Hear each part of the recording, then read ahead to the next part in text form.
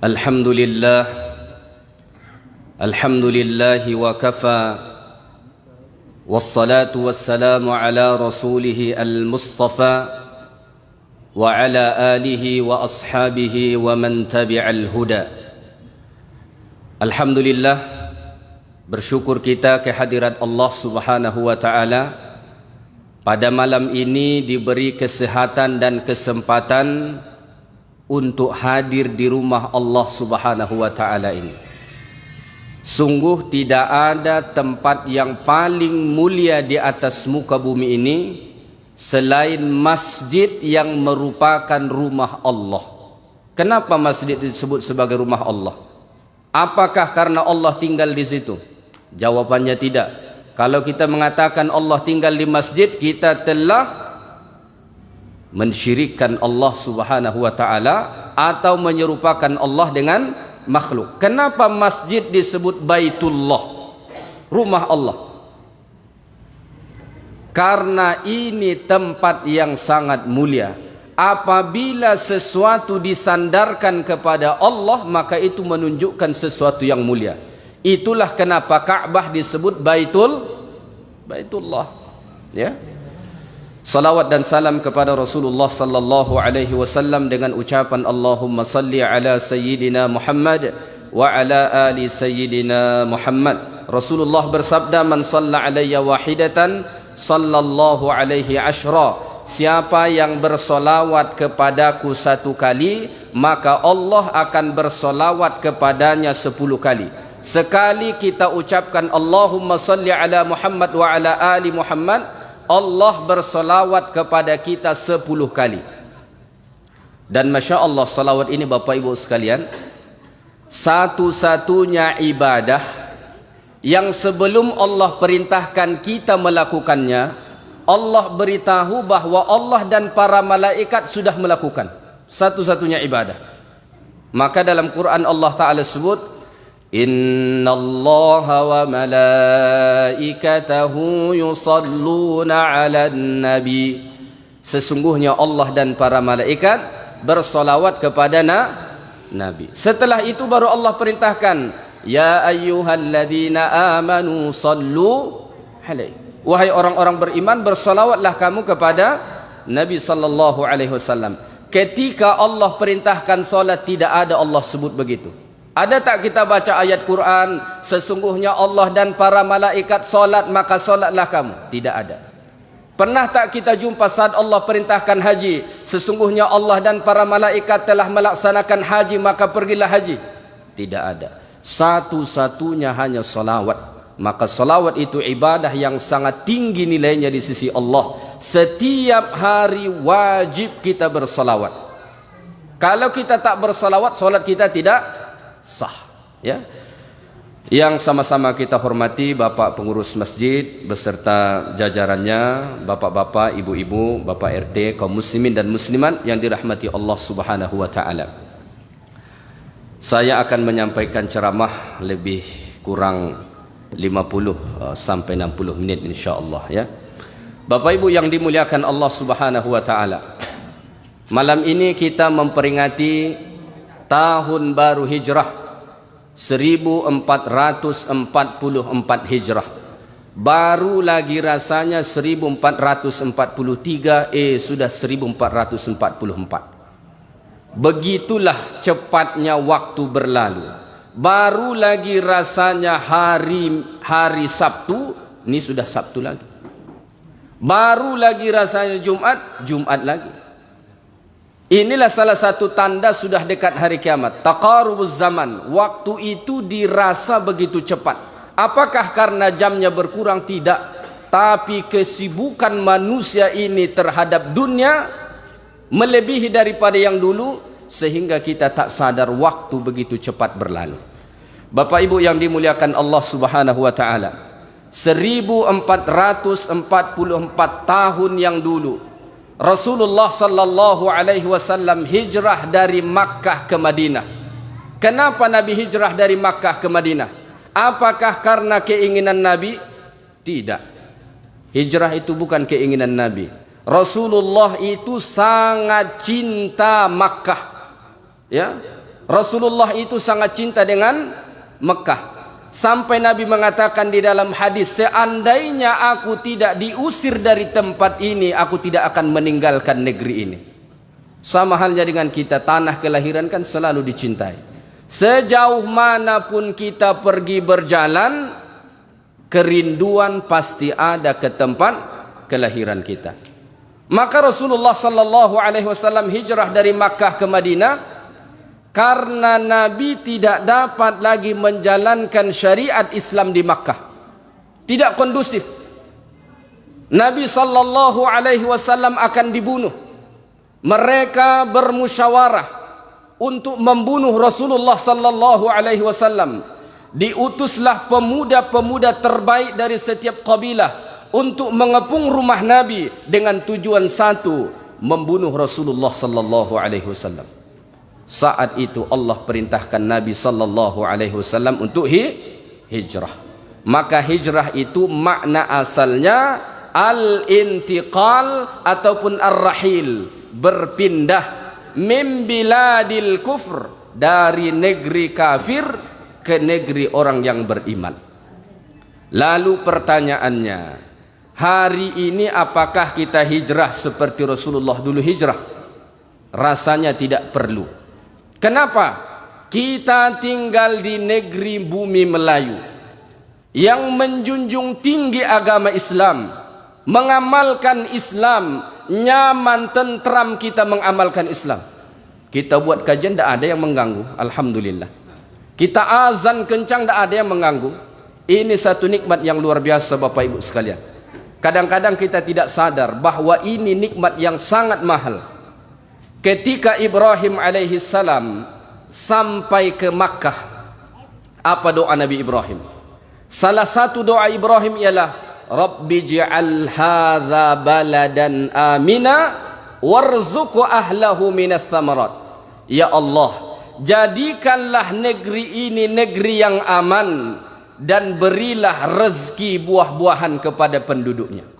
Coba renungkan doa Nabi Ibrahim ini. Dalam doa Nabi Ibrahim tu, Ibrahim terlebih dahulu meminta keamanan daripada rezeki. Kenapa begitu Bapak Ibu sekalian? Kenapa Ibrahim minta aman dulu baru rezeki? Karena kalau nikmat aman itu hilang, hilang segala-galanya. Kalau sudah kacau balau di satu negeri itu, tidak bisa kita menjalankan apa-apa. Banyak contohnya. Suriah itu dulu negeri yang sejahtera, penduduknya sejahtera, tapi ketika nikmat aman itu hilang, dulu makan roti sedap-sedap, sekarang mencari roti ke tempat sampah. Kenapa? Nikmat aman hilang. Maka kita harus bersyukur kepada Allah Ta'ala, tinggal di negeri yang aman, bisa menjalankan agama dengan baik. Apalagi Pekanbaru. Pekanbaru ini kalau pada pandangan saya antara kota yang paling islami di negeri kita ini. Kalau kita bandingkan dengan kota-kota yang lain, kajian ada juga, tapi Pekanbaru sepertinya mempunyai kekhususan tersendiri. Ini antara kota yang paling islami menurut saya. Bukan berarti mengatakan kota yang lain tidak islami, tapi Pekanbaru ini kita perlu merasa bertuah. Kita perlu merasa berbangga, bersyukur kepada Allah tinggal di sini, negeri di mana kita bebas mengamalkan Islam. Ustadz-ustadz mau ceramah tak perlu izin. Siapa saja boleh izin. Bahkan bergelar insinyur pun bisa jadi penceramah. Luar biasa. Kalau kita ke negara lain jangan coba-coba. Tidak usah jauh-jauh. Malaysia. Karena saya lama di Malaysia, sampai sekarang ngajarnya ke Malaysia.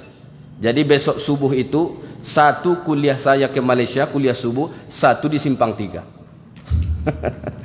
Ya. Saya setiap hari mengajar ke Malaysia, karena memang saya lulus dari sana. Ya. Di sana itu, untuk ceramah saya tidak bisa. Oh saya kan sarjana agama pun tidak bisa. Harus dapat tauliah dulu. Mudahnya tauliah ini kita sebut saja dapat SIM dulu. Lulus dulu dari jabatan agama Islam baru boleh ceramah. Tidak lulus ceramah di penjara. Kita di sini tidak ada, alhamdulillah. Maka kita bersyukur kepada Allah Subhanahu wa taala. Maka tidak usah lagi berfikir untuk hijrah dari sini, ya. Tidak perlu lagi kita berfikir untuk hijrah dari Pekanbaru. Ini negeri yang alhamdulillah sampai saat ini negeri yang aman, damai, tenang untuk mengamalkan agama Islam. Maka hijrah kita tak perlu lagi seperti hijrah Nabi dulu, meninggalkan tanah kelahirannya, meninggalkan rumahnya, meninggalkan hartanya, meninggalkan sanak saudaranya. Tak perlu. Lalu apa hijrah yang perlu kita buat? Saya ingin menyampaikan 4 poin hijrah yang perlu kita terapkan pada zaman sekarang ini. Yang pertama, hijrahlah kita dari hal-hal yang diharamkan Allah. Nabi SAW bersabda dalam hadis yang diriwayatkan oleh Al-Imam Bukhari dan Muslim. Nabi mengatakan, al-muslimu, muslim itu, siapa muslim? Man salimal muslimuna min lisanihi wa yadihi. Itulah orang yang mana orang lain selamat dari tangan dan lisannya. Tangannya tidak menyakiti orang, lisannya juga tidak menyakiti orang.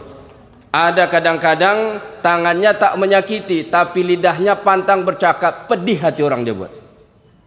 Malangnya kadang-kadang pakai peci putih lagi. Dipanggil orang lagi Pak Haji. Tangannya tak menyakiti, tapi pantang dia bercakap, sakit hati orang. Tajam betul lidahnya. Ini bukan muslim yang sebenarnya.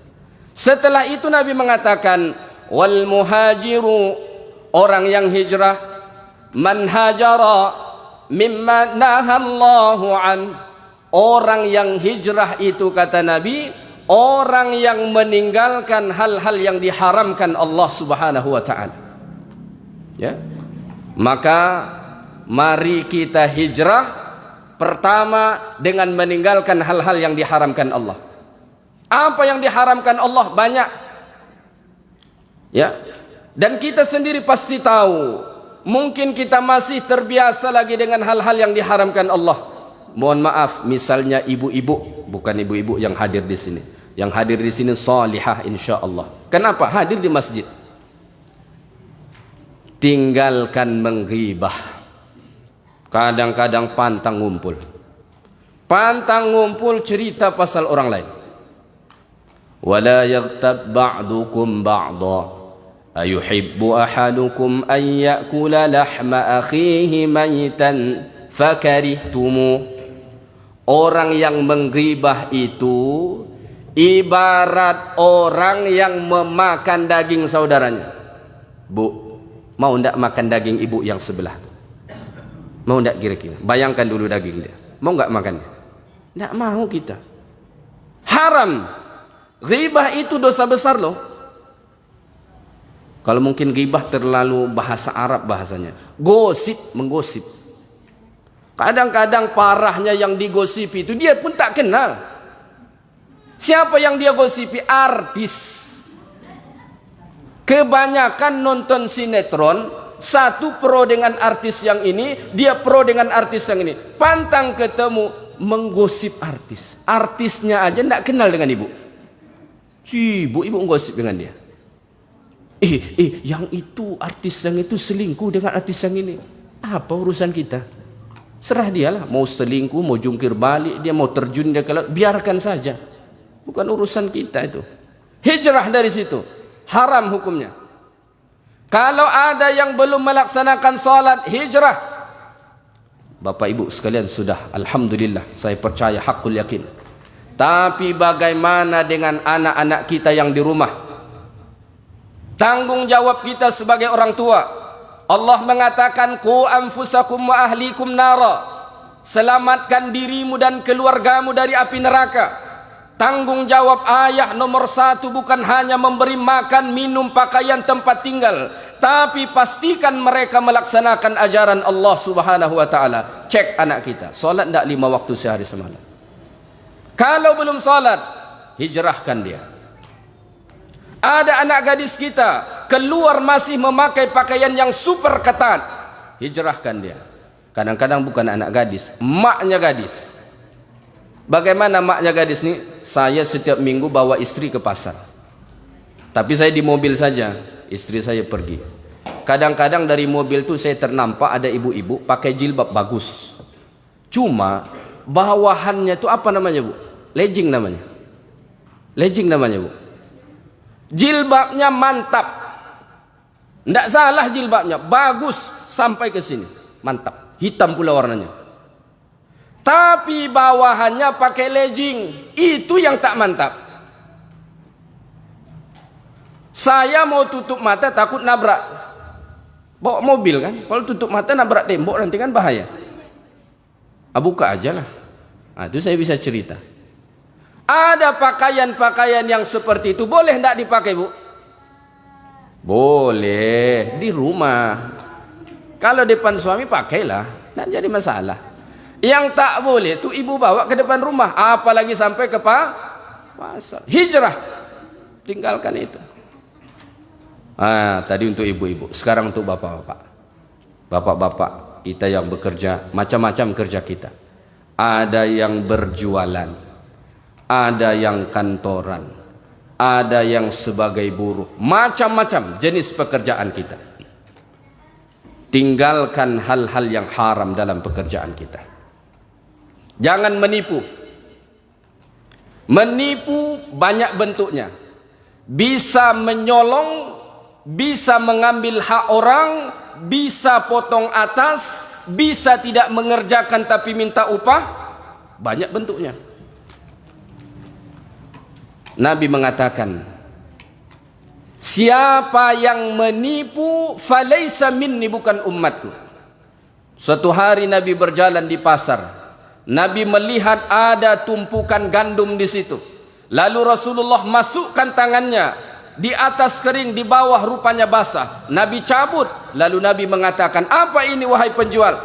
Dia mengatakan, kena hujan wahai Rasulullah. Lalu Nabi saat itu mengatakan, man ghasyana falaysa minna, siapa yang menipu bukan umat kami.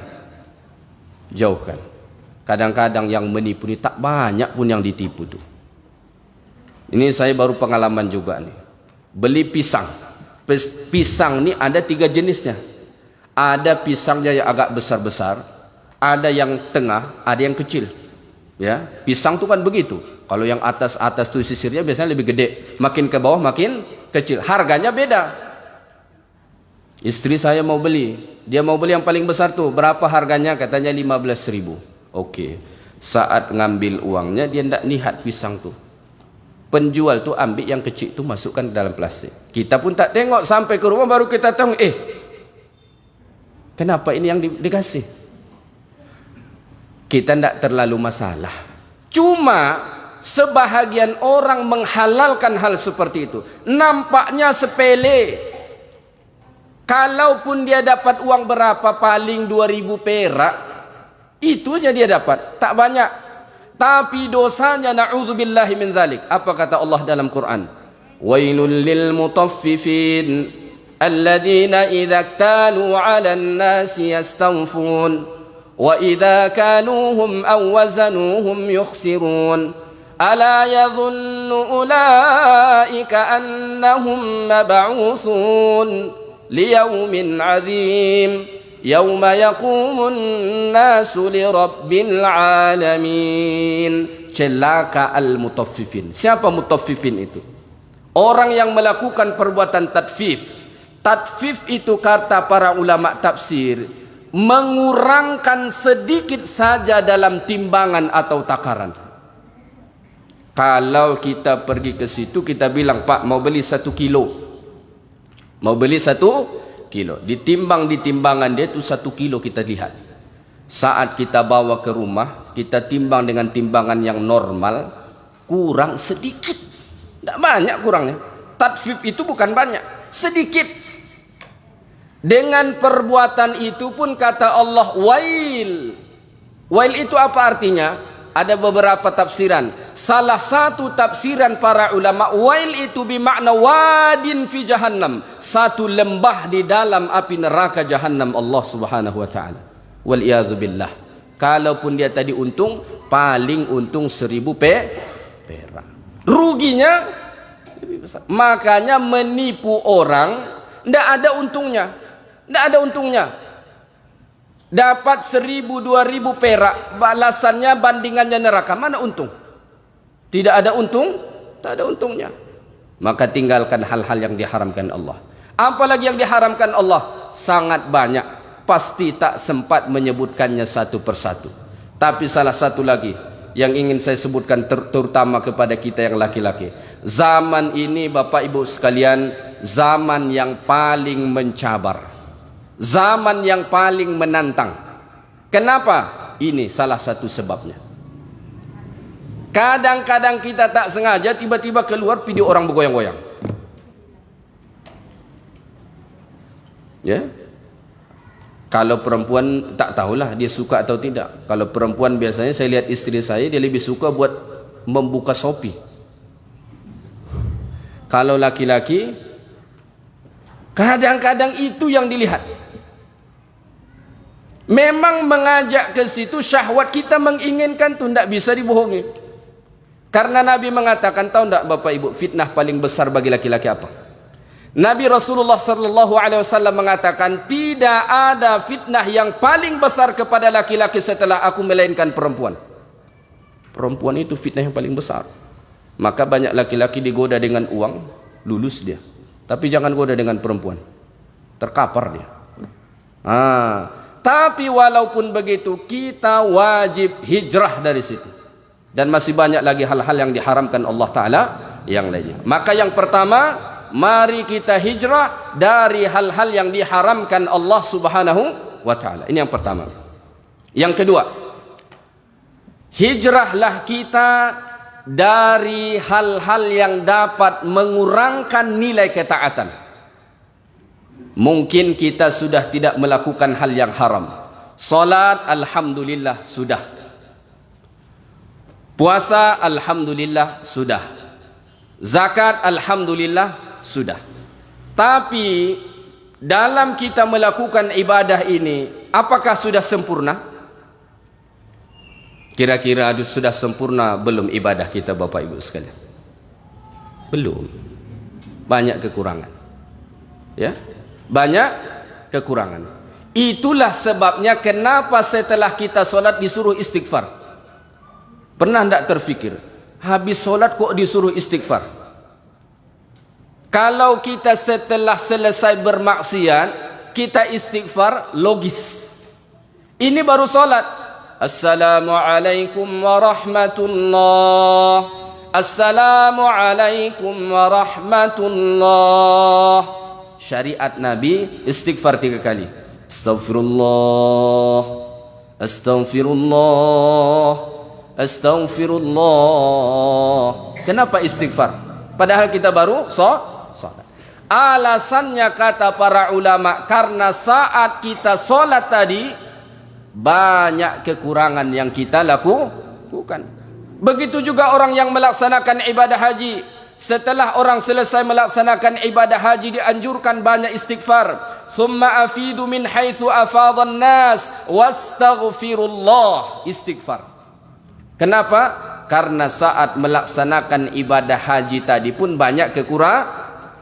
Belum lagi berangkat, keikhlasan kadang dah hilang. Ya? Belum lagi naik pesawat, belum lagi berangkat, kadang-kadang keikhlasan sudah hilang. Jemputlah tetangga datang ke rumah, buat acara mendoa, makan, ceritalah macam-macam di situ. Kadang saat itu keikhlasan pun dah hilang. Sampai ke sana tambah ada handphone sekarang. Wukuf di Arafah, selfie. Kami sudah di Arafah sekarang. Mabit di Mina, kami sudah mabit di Mina sekarang. Melontar jumrah, kami sudah melontar jumrah sekarang. Tawaf buat lagi, sa'i buat lagi. Tahallul buat lagi. Ya, semakin banyak kekurangan. Maka hijrahlah dari hal-hal yang mengurangkan nilai ibadah kita. Saya kasih contoh saja. surah Al-Fatihah yang kita baca setiap solat. Mohon maaf, sebahagian umat Islam bacaan Al-Fatihah dia sampai hari ini. Ada yang umur sudah 50, 60, bahkan 70. Bacaan Al-Fatihah dia, kualitas bacaan Al-Fatihah dia dulu sama saat dia berumur 5-6 tahun. Alhamdulillahi Rabbil Alamin. Masih alamin. Hijrah. Karena dalam Quran itu ain, bukan alamin. Ada lagi orang membaca Alhamdulillahi Rabbil Alamin. Hijrah. Yang betul apa? Alhamdulillahi Rabbil Ain. Sin dengan sod belum bisa dibenarkan. Ya, ihdinas sirata dengan sin sama saja. Siroto, siroto, tak ada beda. Dan kita merasa sudah sempurna. Oh, aku kan tidak bermaksiat, aku tidak berzina, aku tidak minum khamar, aku sudah salat. Kembali muhasabah. Sudah seperti apa salat kita? Alhamdulillah sudah salat. Tapi dalam salat itu sendiri ada yang harus kita hijrahkan. Yaitulah kekurangan-kekurangan yang tadi. Maka Bapak Ibu sekalian, mungkin di masjid ini ada kelas tahsin. Kalau di sini ada tahsin, ikutlah belajar tahsin Al-Quran. Kalau tak ada imam kita yang bagus bacaan, belajar tahsin dengan dia. Jangan lagi kita menganggap belajar Quran ini untuk anak-anak. Ini persepsi yang sesat nih. Kita itu selalu mempersepsikan belajar Quran itu untuk anak-anak belajar Quran. Emang yang bapak-bapak sudah bisa? Kan itu pertanyaannya. Emang yang ibu-ibu sudah bisa? Belajar lagi, hijrah. Saya kebetulan banyak murid-murid saya di Malaysia. Mereka itu bergelar profesor, tapi bukan bidang Islam. Ada yang bidang ekonomi, ada yang bidang sains sosial, ada yang di bidang engineering dan sebagainya. Setelah mereka pensiun dengan gelar besarnya tadi, itu datang ke kelas-kelas Quran. Apalagi kerja mereka? Belajar baca Quran. Dan tidak perlu malu di situ. Ya, tidak perlu malu. Apa kita malu belajar Quran? Ya. Itu salah satu saja. Ya, apalagi yang perlu kita hijrahkan? Mungkin selama ini kita sudah solat, alhamdulillah, solat itu sudah baik. Tapi kadang-kadang habis solat berzikir tak mau. Assalamualaikum warahmatullah. Assalamualaikum warahmatullah. Terus bangkit. Kalau tak terus bangkit, dia cari handphone dia. Tadi handphone letak mana ya? Cari handphone dia. Buka handphone dia. Buka handphone. Ada lagi berzikir sambil tengok handphone. Subhanallah, subhanallah, subhanallah, subhanallah. Mata, hati ke handphone ni. Mulut ni bergerak saja. Subhanallah, subhanallah. Berzikir dalam keadaan hati kosong. Imam Nawawi mengatakan zikir itu terbagi dua. Ada zikir lisan, ada zikir qalb. Ada zikir lisan, ada zikir hati. Zikir terbaik ketika kedua-duanya sejalan. Lisannya mengucapkan zikir, hatinya mengikuti. Itu yang terbaik. Kemudian yang kedua, yang terbaik itu zikir hati. Seandainya dibandingkan mana lebih baik, lisannya berzikir, hatinya kosong, atau hatinya berzikir, lisannya tidak mengucapkan, mana lebih baik?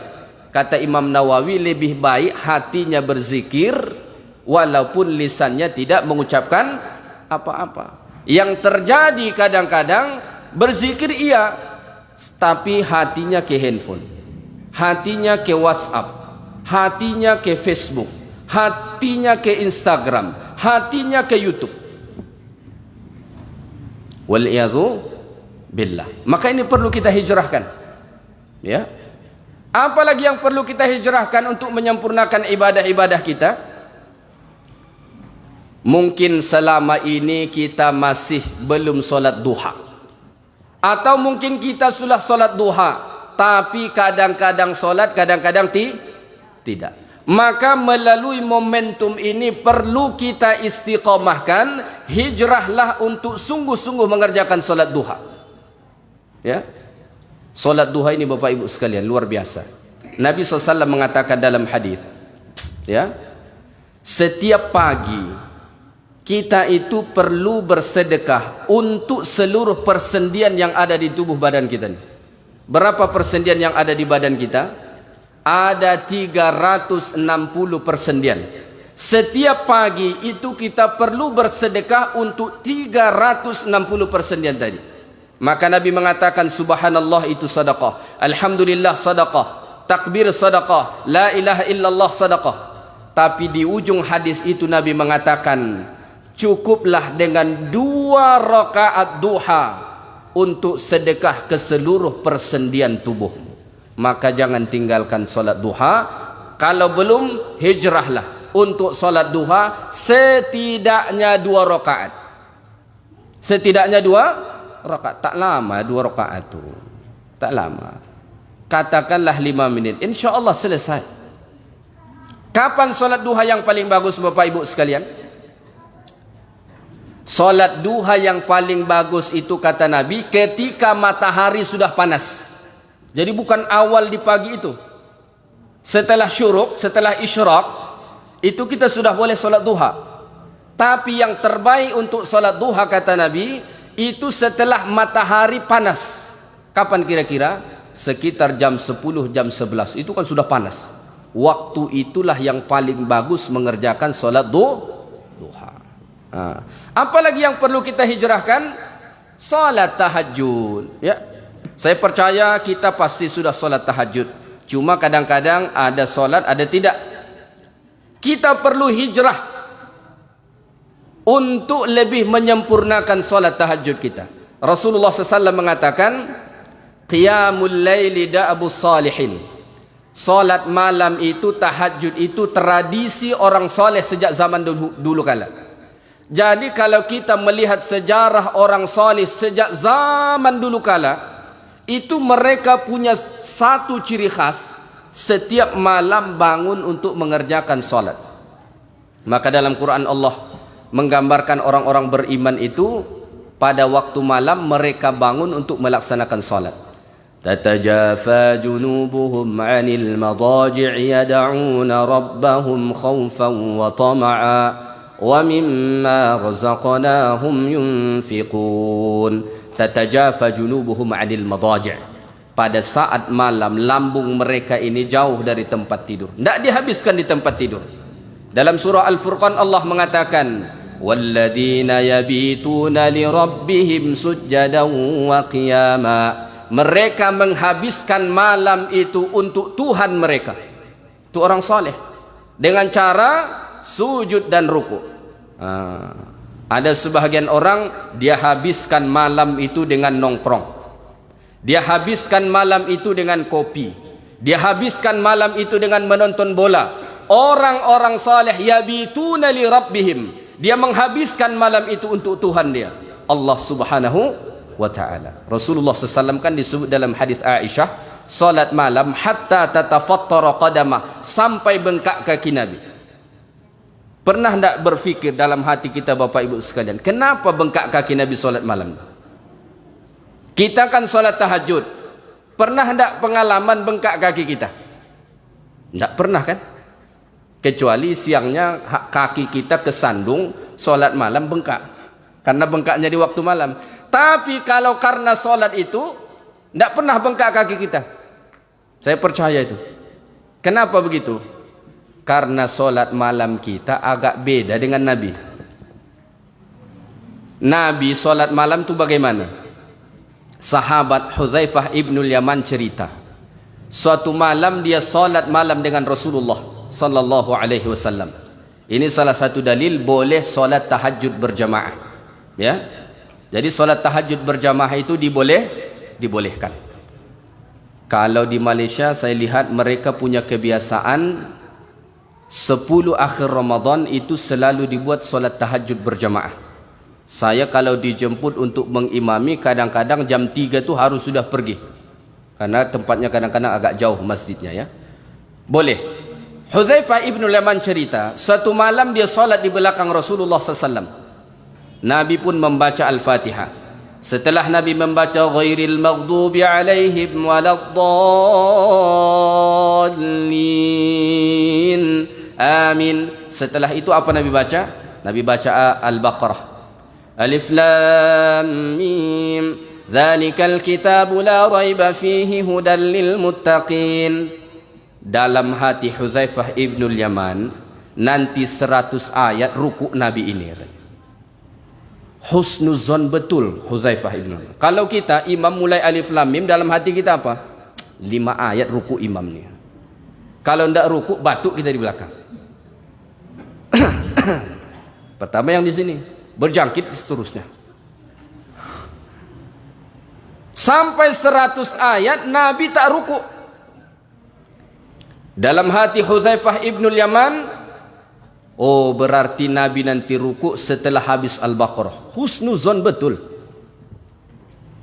Habis Al-Baqarah yang 286 ayat, hampir 3 juz itu, ternyata Nabi belum ruku. Setelah itu Hudzaifah ibn Yaman pun tidak ada lagi membuat sangkaan-sangkaan. Hantam jalah wahai Rasulullah. Masuk Ali Imran belum ruku, sampai masuk An-Nisa baru ruku. Berapa juz itu? Al-Baqarah, Ali Imran, An-Nisa, dah berapa juz itu? 5. Lebih kurang 5. Ya. 1 rakaat. Itu bukan langsung begitu. Setiap jumpa ayat yang berbicara Rahman, itu Nabi berdoa meminta rahmat. Setiap jumpa ayat azab, Nabi berdoa berlindung dari azab. Artinya lebih lama lagi. Bagaimana tak bengkak kaki kalau begitu? Ya kan? Makanya jangan kita heran, Nabi tu kok bengkak kakinya, saya tak bengkak-bengkak katanya. Iyalah kita Al-Ikhlas, Al-Falaq, An-Nas. Mana akan bengkak? Rakaat pertama Al-Ikhlas, rakaat kedua Al-Falaq, tapi jadilah daripada tak ada. Ya kan? Ini saya pengalaman. Umrah pada bulan Ramadan. Saya dengan kawan, kalau umrah pada bulan Ramadan tu biasanya sebelum asar kita sudah pergi ke Masjidil Haram. Setelah asar tu kita tak balik, karena kalau balik nanti tak dapat tempat yang enak lagi. Ya, dan kita balik pun tak ada untuk makan kan, puasa. Sampai ke maghrib di situ. Maghrib ada berbuka, roti, teh, kopi dan sebagainya disediakan, kurma. Berbuka. Setelah itu sampai ke Isya kita di masjid. Setelah Isya itu kan salat tarawih. Salat tarawih di sana kan agak lama. Itu betul-betul kejadian, kawan saya itu bengkak kakinya. Saat itu saya baru sadar, ternyata tidak sampai 5 juz pun kalau model kita ni dah bengkak. Maka Rasulullah itu hatta tatafattara qadamah, kata Aisyah, sampai bengkak kaki Nabi. Karena solat malam Nabi begitu. Membaca Al-Quran pada waktu malam sambil solat itu satu kenikmatan yang luar biasa bagi orang-orang salih. Maka dalam Quran Allah Ta'ala sebut, Ya ayyuhal muzammil Qumil layla illa qalila Nisfahu awin qus minhu qalila Aw zid alayhi warattilil Qur'ana tartila.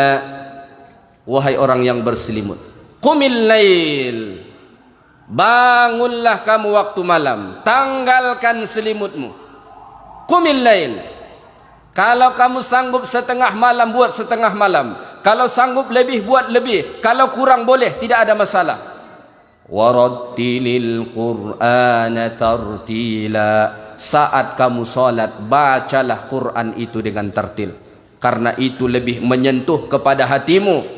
Karena itu lebih mengena kepada hatimu. Karena itu lebih khusyuk membaca Al-Quran pada waktu malam.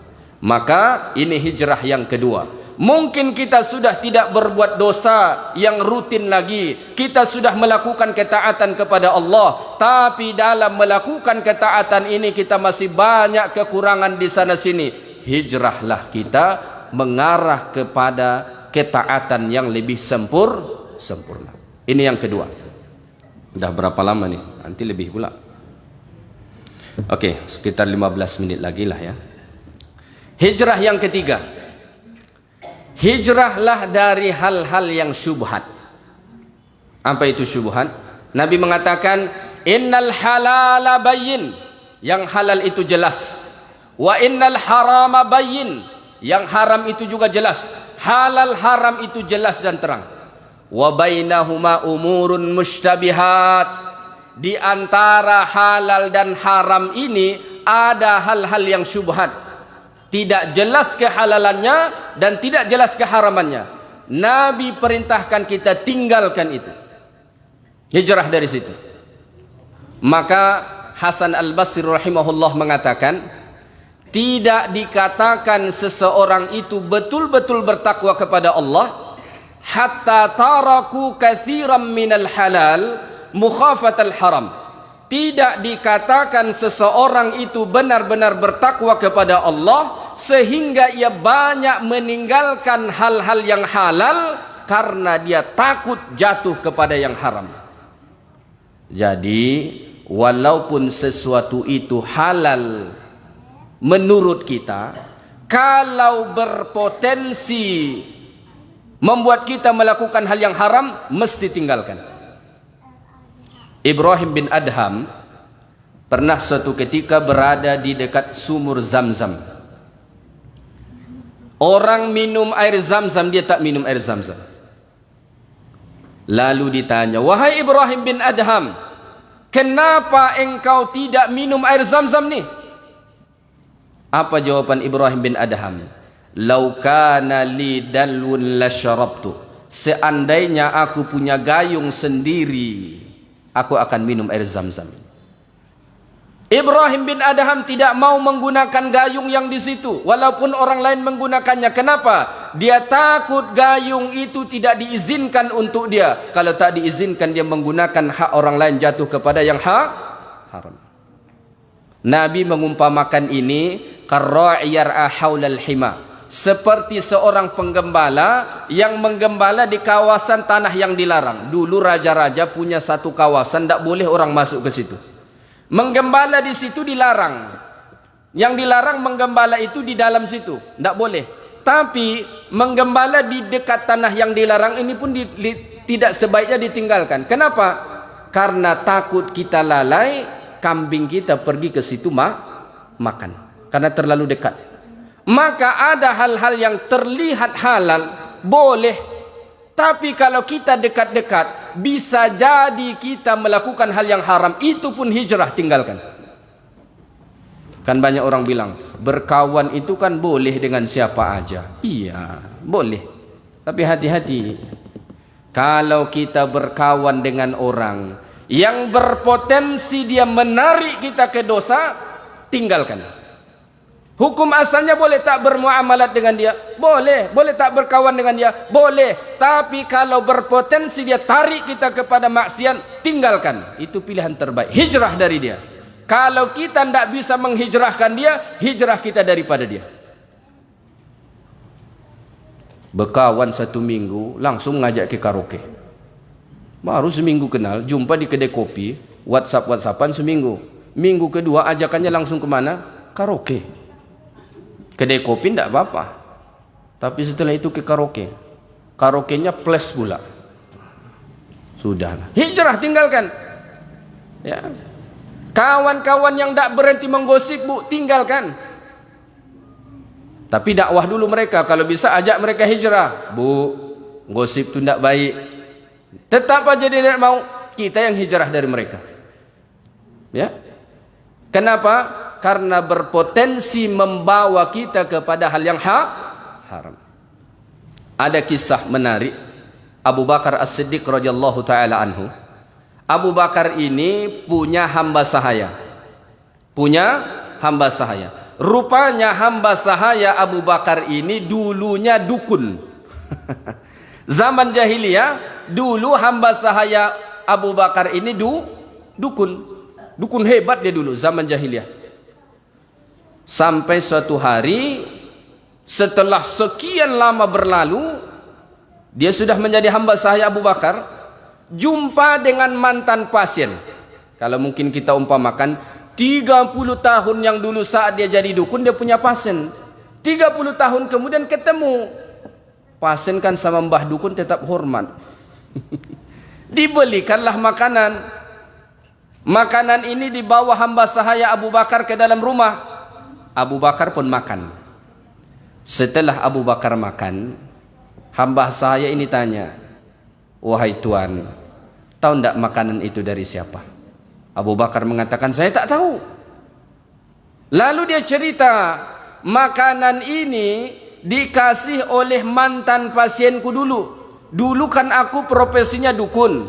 Saat itu dia datang berobat ke saya. Tadi barusan ketemu, dia kasih makanan." Apa yang dilakukan oleh Abu Bakar? Dia masukkan tangannya ke dalam mulutnya, ke dalam tenggorokannya, memuntahkan seluruh makanan itu. Kira-kira halal atau tidak makanan tadi? Kalau secara zahirnya kita lihat halal. Kenapa? Itu kan dikasih kawannya. Dia sudah tidak jadi dukun lagi. Lalu kenapa Abu Bakar memuntahkannya kembali? Abu Bakar takut masih ada hubungannya dengan perdukunan dia yang dulu. Karena perdukunan itu haram. Tidak ada yang menghalalkan perdukunan. Ya. Abu Bakar memuntahkan makanan itu karena Abu Bakar takut masih ada hubungannya dengan perdukunan yang dulu. Sama orang datang ke rumah, ketuk pintu. "Pak, ya, ini ada parcel lebaran, Pak." Datanglah bawa parcel lebaran plus dengan amplopnya. Dia bilang, "Oh, bolehlah kita terima, ini kan hadiah pemberian." Tengok dulu, parcel itu datang, hadiah itu datang, apakah ada kaitannya dengan jabatanmu atau tidak? Jangan-jangan karena ada kaitannya sama jabatan. Kalau ada kaitannya jadi haram. Kalau memang murni tidak ada, halal boleh. Begitulah orang-orang yang saleh menjaga kemurnian ibadah mereka, kemurnian agama mereka. Jadi bukan hal yang haram saja yang harus kita hijrahkan, hal-hal yang halal yang berpotensi kepada yang haram pun wajib kita hijrah daripadanya. Yang terakhir, yang keempat, hijrahlah dari hal-hal yang tidak bermanfaat. Nabi mengatakan, "Min husni islamil mar'i tarkuhu ma la ya'nihi." Antara tanda bagusnya, baiknya Islam seseorang, dia meninggalkan hal-hal yang tidak bermanfaat dalam hidupnya. Kita sekarang ini paling banyak melakukan hal-hal yang tidak bermanfaat. Dengan handphone saja entah berapa jam kita setiap hari habis. Kalau manfaat tak jadi masalah. Handphone ini ada manfaat, ada tidak manfaat. Tapi kadang-kadang untuk yang tidak manfaat itu saja habis berjam-jam. Aku kan tak buat dosa, cuma baca grup WhatsApp saja, cuma baca Facebook saja, status orang saja. Iya, mungkin tidak dosa, tapi itu hal yang tidak bermanfaat. Kalau betul-betul kita ingin menjadi muslim yang baik, tarkuhu ma la ya'nihi, tinggalkan hal-hal yang tidak bermanfaat. Menghabiskan waktu tidak berguna. Malam balik ke rumah dan jam 3. Balik jam 3 dari mana? Pos ronda. Bapak Hansip Satpam ya? Bukan. Kenapa sampai jam 3 di sana? Main gaplek. Cita-citanya mau sholat tahajud, tapi tidurnya jam 3. Gimana? Orang kalau mau tahajud tidurnya jam 10, jam 11. Bisa bangun jam 3, jam 4. Kalau tidurnya jam 3, bangunnya jam 8. Boro-boro tahajud subuh pun bisa jadi lewat. Tinggalkan itu. Hal-hal yang tidak bermanfaat. Mohon maaf, satu lagi, terutama untuk laki-laki, kalau bisa tinggalkan rokok. Saya tidak mau cerita halal atau haram. Wah, ini di Indonesia ini paling kontroversi. Ada yang mengatakan haram, ada yang mengatakan makruh. Saya tidak mau membahas itu. Tapi kalau di Malaysia saya lihat tegas betul mereka. Kalau Bapak Ibu setelah keluar dari bandara di Kuala Lumpur, ada masjid setelah itu di pinggir tol begini, pergi ke situ ada pelang besar ditulis dengan warna merah merokok haram. Mereka di situ. Tapi saya pikir kita bersepakat rokok itu tidak manfaat. Terserahlah mau mendatangkan mudarat atau tidak, tapi saya pikir kita sepakat itu tidak mendatangkan manfaat. Kalau bisa hijrahlah. Oh Ustaz tidak bisa, kurangkan dulu pelan-pelan. Kalau sebungkus sehari, sekarang kurangkan jadi setengah bungkus. Kalau setengah bungkus setiap hari, kurangkan jadi 3 batang tiap hari. Lama kelamaan pasti bisa. Kalau tekadnya kuat untuk hijrah, insya Allah bisa. Apa yang tak bisa? Bisa. Ayah saya dulu itu paling kuat ngerokok. Berapa bungkus setiap hari? 3 bungkus. Jadi ngerokok tuh seperti makan cemilan untuk dia. Capek bekerja, habis bekerja istirahat, kita mau tarik nafas, dia tarik rokok. Tapi sudah hampir 10 tahun alhamdulillah tak pernah sebatang rokok pun. Bisa berhenti. Tidak ada yang tak bisa. Tinggal tekadnya saja. Kalau tekadnya kuat bisa. Kalau tekadnya tidak kuat apapun tidak bisa. Bangkit dari tempat tidur pun tidak bisa kalau tidak kuat tekadnya. Semua itu tekadnya. Kalau tekadnya bulat kuat untuk meninggalkan itu, selesai. Terserahlah mau dikatakan haram atau tidak, mau makruh, terserah. Tapi saya pikir kita sepakat itu tidak manfaat. Dan Nabi mengatakan min husni islamil mar'i tarkuhu ma la ya'ni. Tanda seseorang itu baik Islamnya, dia meninggalkan hal-hal yang tidak bermanfaat. Sebaliknya orang yang paling baik itu Nabi kata siapa? Khairun nas anfa'uhum linnas. Manusia terbaik itu manusia yang paling banyak buat manfaat. Manfaat untuk dirinya, manfaat untuk keluarganya, manfaat untuk tetangganya, manfaat untuk agamanya, manfaat untuk bangsa dan negaranya. Itulah manusia terbaik dalam pandangan agama. Jangan lagi habiskan masa untuk hal-hal yang tidak bermanfaat. Bu, nonton sinetron itu kurang-kurangin lah. Ini kalau tidak tamat sinetron itu tidak berhenti dia. Nggak habis sinetron itu nggak bangkit, dia duduk dari situ. Iklan aja marah dia. Apa nih iklan nih? Anak muda sekarang nggak tengok sinetron, dia nontonnya online. Yang muda-muda apa sekarang tontonannya katanya? Apa tontonannya katanya sekarang? Drakor. Apa drakor tuh? Drama Korea. Bapaknya heran, anak gadisku ini kenapa tak keluar kamar nih? Sampai berjam-jam tak keluar kamar. Ketuk kamarnya rupanya nonton drakor di situ. Berjam-jam habis untuk drakor. Imajinasinya pun jadi imajinasi Korea. Kita kulitnya gelap, saya lah ya. Umumnya kita kulitnya gelap. Kayak paling putihnya tuh kuning lah ya. Membayangkan pula dia jadi Korea. Berharap pula dia jadi dapat suami macam laki-laki Korea. Mimpi di siang bolong. Kalaupun kamu pergi ke Korea, mereka tidak mau sama kamu. Banyak menghabiskan hal-hal yang tidak bermanfaat. Waktu itu sangat mahal. Sangat mahal waktu. Tidak bisa kita ulang. Maka gunakan untuk hal yang bermanfaat. Bu, ibu kan punya emas tuh.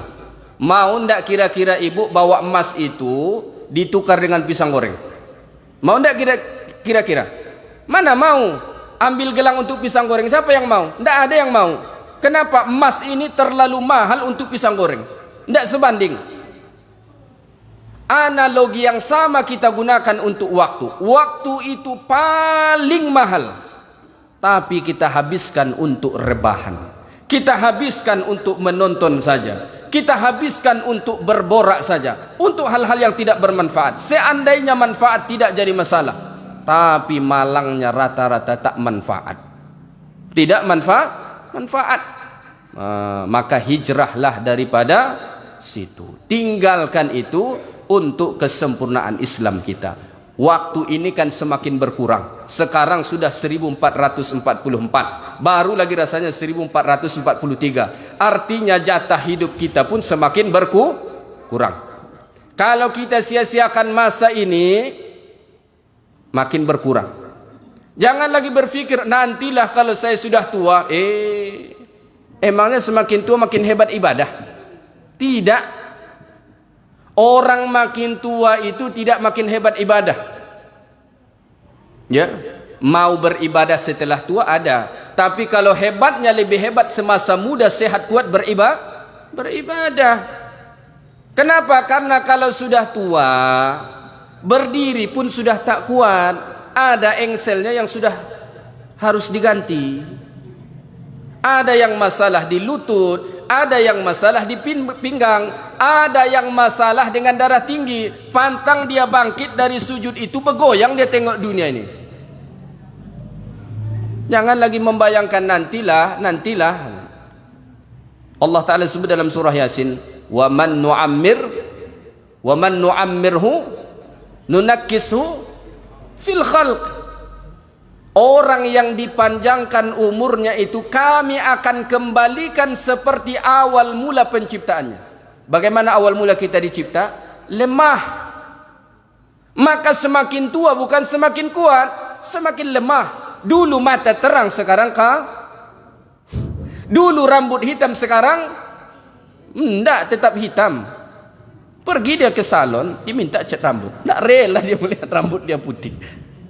Ya. Jadi putih. Kulit yang dulu kencang sekarang keriput. Bukan makin kuat kita. Dulu bisa berjalan, bisa lari, bisa naik ke gunung, bisa manjat kayu, pohon dan sebagainya. Sekarang boro-boro lari, berjalan pun susah. Masih memikirkan untuk ibadah nanti lagi. Maka Nabi mengatakan, syababaka qabla haramik. Rebutlah kebaikan-kebaikan itu sewaktu mudamu sebelum datang waktu tuamu. Maka kita yang masih muda-muda, semangat, pompa betul-betul, jangan kasih kendor. Ya, kalau bisa kita menyelesaikan sesuatu itu semudah mungkin, selesaikanlah. Saya dulu habis S2 mikir istirahatlah dulu, tapi kemudian saya pikir, kalau saya istirahat, apakah saya nanti makin semangat? Sepertinya tidak. Maka saya lanjutkan juga. SD sampai S3 saya non-stop, alhamdulillah. Maka dalam usia 28 tahun dapat gelar doktor, alhamdulillah, di Malaysia. Ya. Jadi kita perlu kejar di masa muda, jangan habiskan waktu. Ya. Baik, yang terakhir, hijrahlah kita, karena sungguh hijrah itu tidak akan pernah merugikan kita. Innaka lan tada'a syai'an lillah. Tidaklah engkau meninggalkan sesuatu yang buruk, yang haram itu karena Allah. Illa baddalakallahu khairum min. Melainkan Allah ganti kepadamu sesuatu yang lebih baik. Kalau ada usahamu yang haram, tinggalkan. Percayalah Allah ganti dengan sesuatu yang lebih baik. Kalau ada kebiasaanmu yang haram, tinggalkan. Percayalah Allah akan ganti dengan sesuatu yang lebih baik. Tidak engkau tinggalkan sesuatu yang buruk itu karena Allah, melainkan Allah ganti kepadamu sesuatu yang lebih baik. Kalau engkau tinggalkan kawan-kawanmu yang buruk, yang bejat, yang suka menggosip, yang suka khianat itu, Allah akan ganti kepadamu dengan kawan-kawan yang baik. Ya. Kalau kita tinggalkan kawan yang suka pergi ke karaoke, Allah akan ganti dengan kawan-kawan yang lebih baik. Kawan-kawan di mana? Masjid ini. Karena dia sudah tak pergi ke karaoke, mana lagi pergi ke masjid? Kawannya orang masjid. Ibrahim alaihissalam meninggalkan negeri Babilonia, Irak, negeri yang mensyirikkan Allah pada zaman itu. Hijrah, Allah ganti kepadanya dua negeri yang sangat mulia, Palestina dan Makkah al-Mukarramah. Ibrahim hijrah meninggalkan ayahnya yang mensyirikkan Allah, Azar. Allah ganti kepadanya dua orang anak, Nabi dan Rasul Allah, Ismail dan Ishak alaihi wassalatu wassalam. Saat Nabi di Makkah, Nabi yang ditindas oleh orang-orang musyrik, tetapi karena Nabi hijrah, tahun 8 Hijrah Makkah itu berubah dikuasai umat Islam. Maka Allah mengatakan, inna fatahna laka fatham mubina idza jaa nasrullahi wal fath. Makkah yang diisi dedengkot musyrik berubah dikuasai umat Islam sampai hari ini. Asbabnya apa? Hijrah. Maka jangan ragu-ragu hijrah tuh. Berhenti enggak nih ngerokoknya? Berhenti enggak nih ngerokok? Tinggalkan saja. Baik, mungkin itu saja ceramah kita pada malam ini ya.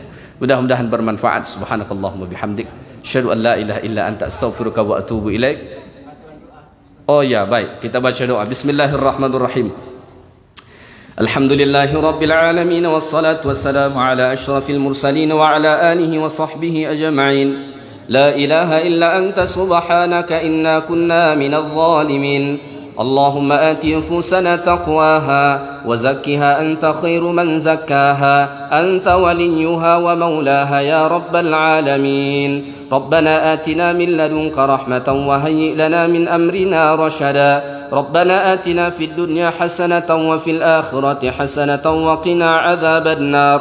وصلى الله على نبينا محمد وعلى آله وصحبه وبارك وسلم والحمد لله رب العالمين. سبحانك اللهم وبحمدك أشهد أن لا إله إلا أنت أستغفرك وأتوب إليك. Yang baik dari Allah, segala yang kurang dari saya. Assalamualaikum warahmatullahi wabarakatuh.